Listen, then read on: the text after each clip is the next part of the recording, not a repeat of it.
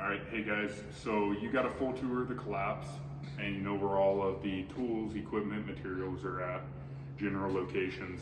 I'm gonna go through our 3 teams that we're gonna have on a structural collapse call and kind of roles, responsibilities, and what that'll look like as you're helping kind of set those up. So we're gonna have a insertion team. They will be here in the hot zone, and they will be putting up our initial shoring, and that'll consist of our gold struts and our gray struts off of the rescue.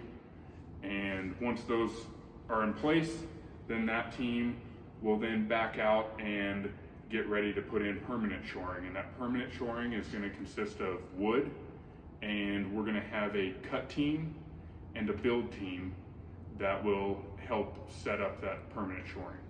So we'll walk through. We have a single T there, and we have a door frame shore here. And our insertion team is going to have our battery powered nail guns off the rescue. I'll take you over to the cut station and show you what that looks like.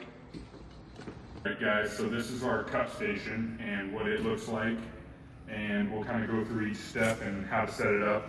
So like I showed you on the collapse, we have our bucket here, and it's kind of got our miscellaneous items, miscellaneous materials in there. So we're gonna, out of that bucket, we're gonna need to get our cut station request form, and we will utilize that to write down all of the materials that we're gonna need and the lengths of cuts that we're gonna need. And once we have that written down, we will bring that over to the cut station, and they're gonna go ahead and make those cuts for us. We can do the majority of our cuts with this miter saw, and if we need to make a cut on a 6x6, then we're going to go ahead and grab our beam saw, and that's what our beam saw is for, is to make a larger cut. So we'll get our miter saw set up, and we have a roller here to assist us to help make clean cuts. Get that set up, and we'll go ahead and start cutting our materials to then take over to our build team, and they can start putting it together.